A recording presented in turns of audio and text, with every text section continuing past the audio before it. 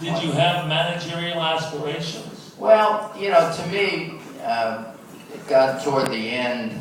They named me captain. I think 2 years into my stay in St. Louis, and you just have a sense, especially being a catcher, having caught during your career. You're probably the closest to the manager of any player because, you know, you're going to get blamed or talked to or whatever it is because pitching is such an important part of the game.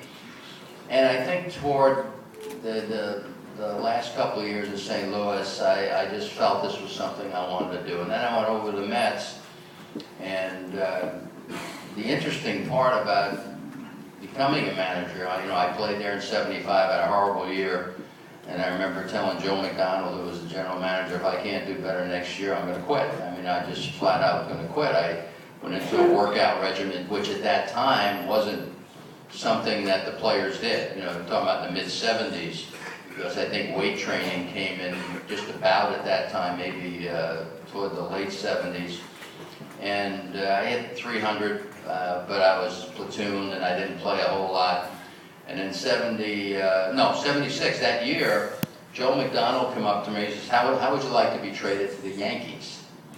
And he did. And I said, I certainly wanted to jump out of that because I said, you know, I've never been in the World Series. I said, if it's going to affect, if I'm considered here as a manager, if they ever make a change, I'd rather not go. And I remember M. Donald Grant, who was the chairman, I talked to him and I told him the same thing. I said, I'd like to have a chance to manage if the opportunity ever presented itself, and if going to the Yankees is going to take that away, I'd rather not go. Now, I don't know if they never really got together on a player or whatever, but I was never traded. They named me manager, and you know, it was the greatest thing in my life, really.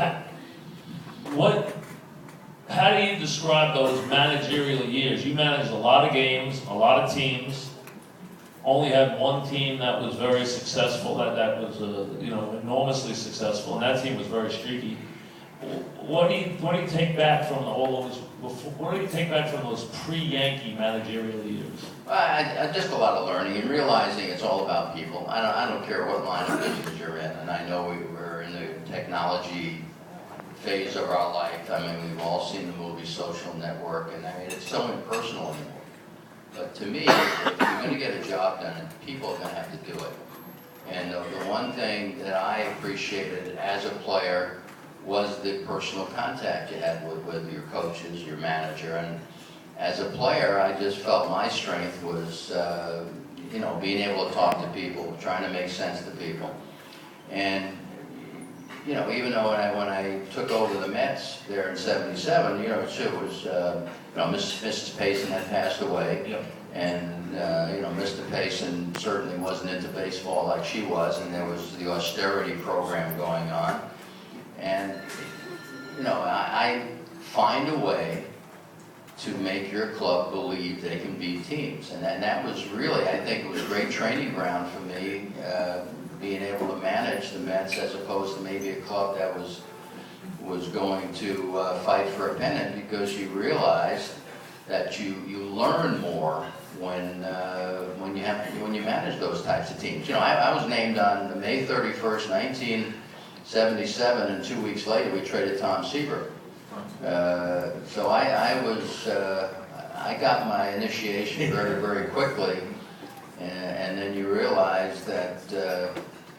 You know, aside from the managing aspect of it, the being able to deal with media was a big part of what I had to do. All right, we fast forward to 1995. The Yankees are in the playoffs. 94 is a strike year when the Yankees would have been in the playoffs. 95, the Yankees are in the playoffs. They lose a crushing series to Seattle that they should have won. And Buck Showalter gets fired unceremoniously.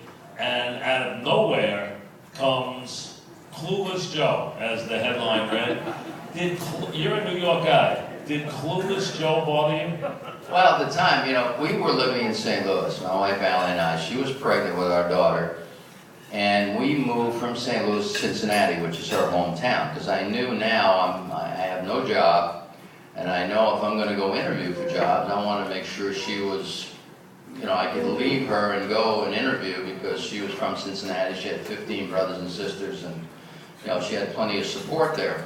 So I didn't get all that other than secondhand because it wasn't in the Cincinnati papers, and but I really didn't care. Initially, and I think you probably know this, I was interviewed for the general manager's job. General manager's job in October, and I was offered that job. Right. And I remember Stick Michael and Joe Malloy, they interviewed me in Tampa, and I said to Stick, I said, is there any vacation time? He says, no.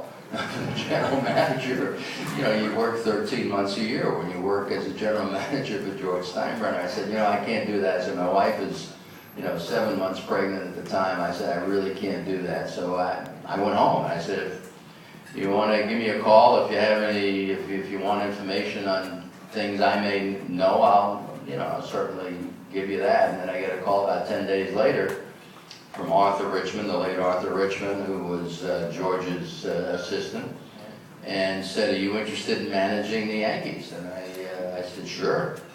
And he said, well, there's a list. And it was Davey Johnson, Tony La Russa, Sparky Anderson, and I know I was at the bottom of that list, but that's fine, because these other guys had success and they'd all won. And then Davey was managing Baltimore.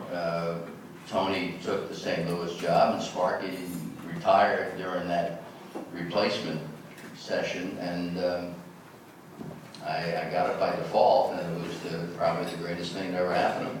And 96, when you got to spring training in 96, and the team had won, but they had lost in the playoffs, no one knew yet what was about to happen. No one knew about Mariano. No one knew about Jeter. They knew he was a kid. No one knew about Jorge. Bernie hadn't even become Bernie yet. When you went to spring training in 96, what did you tell that team? Well, before I told them anything, I looked around because, pitchers and catchers start, and you really don't do the big meeting until you get everybody there. And I'm looking at, you have pitching. You have Gooden, you have Cone, you have Jimmy Key. My goodness gracious, I hadn't seen all these guys in one room for a long, long time, and it was, we had the likes of Kamenicki. We had so many different pitchers. We signed Kenny Rogers. Right. And you were going to play NL ball, which was good. You were going to play NL style ball. Yeah. When did you set eyes on Rivera? Well, spring training, the skinny kid showed up, and they didn't know what we were going to do with him. He had elbow surgery at some point in his career. He had thrown hard, and I remember seeing him. This is when the Baseball Network was doing the playoffs, and I happened to watch him come out of the bullpen in that last game against Seattle, and it was pretty impressive. They couldn't catch up with him. Well, he came to spring training. We didn't know what we were going to do. We came close. When I say close, maybe not that close, but talking about it quite a bit as far as trading him, because we had Wickman, who was probably going to be our closer at that point. Actually, Wetland was going to be our closer, and Wickman was a big man out of the bullpen. So there was a lot of consideration about trading Mariano, and all the things that when you think of what this kid's accomplished in all these years, that's a pretty good move we didn't make. All right, you have a big year in 96. Now you're in the World Series for the first time in your life. And in come the Braves, and the Braves embarrass the Yankees in the first two games. I don't know, someone will tell 11-0, 12-1, 11-0, whatever the first two games were. Andrew Jones hit 900 home runs in the first two games. Now you're down 2-0 and you go into Atlanta, and George is in one of his moves, right? Well, actually, back up just a little bit. First of all, I'm thrilled. We lose the first game to Texas. Right. At our place. And then, I guess Texas didn't beat the Yankees another game until this year. Never.